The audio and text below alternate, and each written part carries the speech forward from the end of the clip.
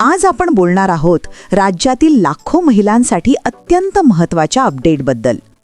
मुख्यमंत्री माझी लाडकी बहीण योजनेसंदर्भात एक मोठी माहिती समोर आली आहे.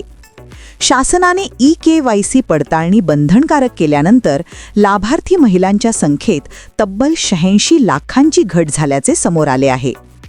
गेल्या वर्षापर्यंत या योजनेचे एकूण लाभार्थी सुमारे 2.4 कोटी महिला होत्या. मात्र डिसेंबर 2025 मध्ये केवळ 1.6 कोटी महिलांनाच हप्ता मिळाल्याची माहिती उपलब्ध झाली आहे. म्हणजेच मोठ्या प्रमाणात महिलांचे नाव यादीतून वगळले गेले आहे. ही घट नेमकी का झाली? अधिकृत माहितीनुसार अनेक महिलांनी ई-KYC प्रक्रियेदरम्यान तांत्रिक चुका केल्या.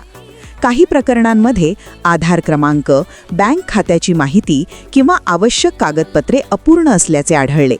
त्यामुळे त्यांची पडताळणी पूर्ण होऊ शकली नाही आणि हप्ता थांबवण्यात आला. जर तुम्ही किंवा तुमच्या घरातील कोणतीही महिला या योजनेची लाभार्थी असेल तर त्वरित तुमची ई-KYC स्थिती तपासा. आवश्यक असल्यास संबंधित कार्यालयात किंवा अधिकृत पोर्टलवर जाऊन दुरुस्ती करून घ्या. अन्यथा पुढील हप्त्यांवरही परिणाम होऊ शकतो. ही माहिती इतर महिलांपर्यंत नक्की पोहोचवा, जेणेकरून कोणाचाही हप्ता केवळ तांत्रिक कारणामुळे थांबू नये.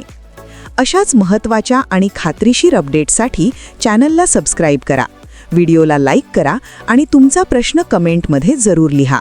धन्यवाद.